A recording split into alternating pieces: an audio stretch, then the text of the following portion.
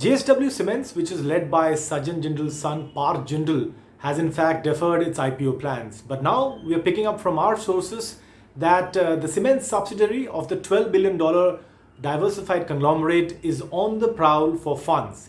We're given to understand from our sources that JSW Cements is looking at raising anywhere between 1500 crore rupees to 1800 crore rupees.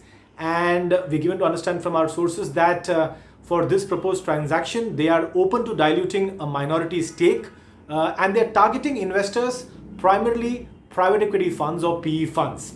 And for this particular deal, we understand that investment bank Citi has been mandated by JSW Cement. Now, what's the primary trigger for this deal? The primary trigger seems to be that, JSW Cement wants to consolidate its position and aggressively expand in the domestic market. They want to expand their existing capacity. Their capacity is about 14 million tons per annum right now. They want to expand that to more than 20 million tons per annum. And in this regard, they're looking at least a 60 to 70% increase in their existing capacity, especially on the clinker front. Clinker, of course, is the nodular material used in the binding of cement products. It's a very important part of the entire cement industry.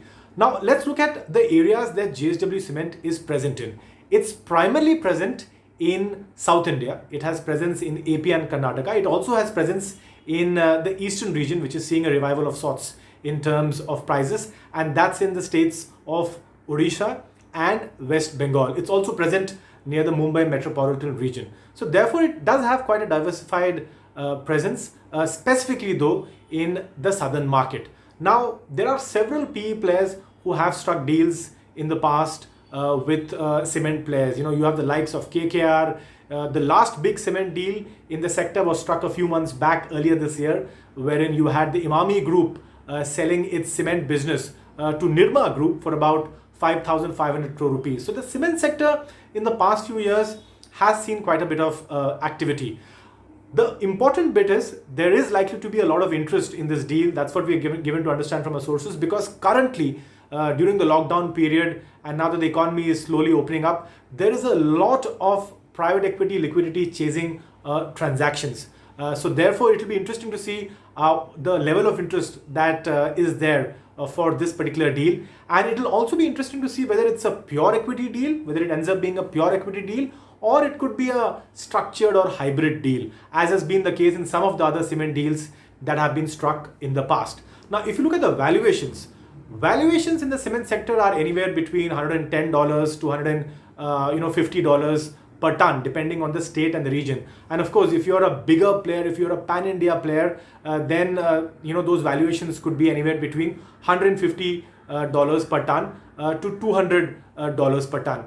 The market leader currently, of course, is Ultratech by a mile, more than 100 million tons per annum capacity. And then, of course, it's followed by the likes of ACC, Ambuja and Shree Cement. So what seems to be working for JSW Cement? They have been consistently growing. If you look at the revenues were about 3,000 crores last year, and they are likely to touch 3,500 crores or 3,700 crores this year.